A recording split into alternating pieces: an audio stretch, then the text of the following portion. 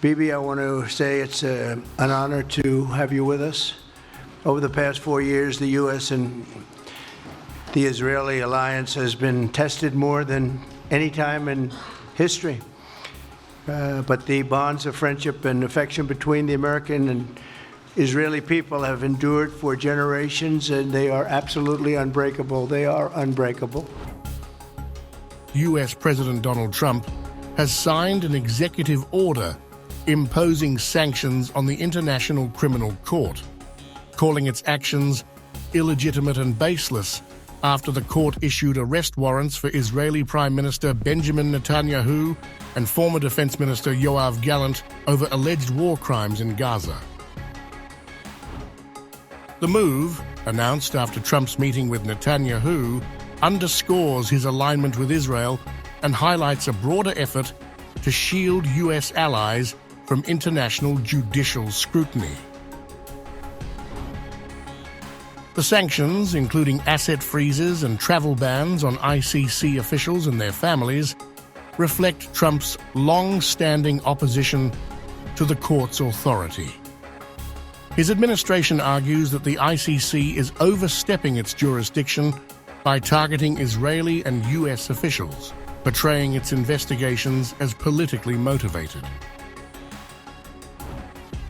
Netanyahu publicly thanked Trump for the decision, reinforcing the notion that the sanctions serve Israel's interests at a time when its leadership faces mounting international scrutiny. You are the greatest friend Israel has ever had in the White House.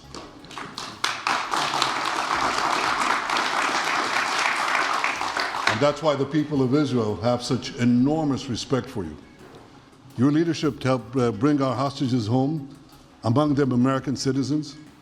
You freed up munitions that have been withheld from Israel. They had been withheld from Israel in the midst of a seven-front war for our existence.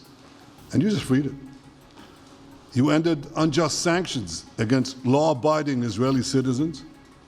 You boldly confronted the scourge of anti-Semitism. You stopped funding, as you just said, international organizations like UNRWA that support and fund terrorists. The ICC's arrest warrant directly challenges Israel's actions, making Trump's intervention a crucial diplomatic shield for Netanyahu's government.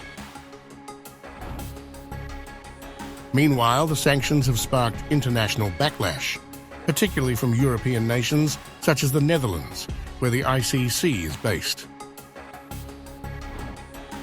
Dutch officials have suggested countermeasures to ensure the court remains operational. Human rights organizations, including Amnesty International, have also condemned the move, with Amnesty's chief stating that the sanctions aim to destroy what the international community has painstakingly constructed in terms of global legal accountability.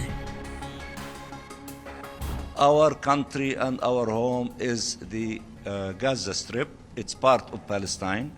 We have no home. For those who want to send them to a happy, nice place, let them go back, to their original homes inside Israel. There are nice places there, and they will be happy to return to these places. But in the meantime, our homeland is our homeland. This action aligns with Trump's broader policy of challenging international institutions he views as biased against the U.S. and its allies, reinforcing his stance that such bodies should not have jurisdiction over American or allied officials.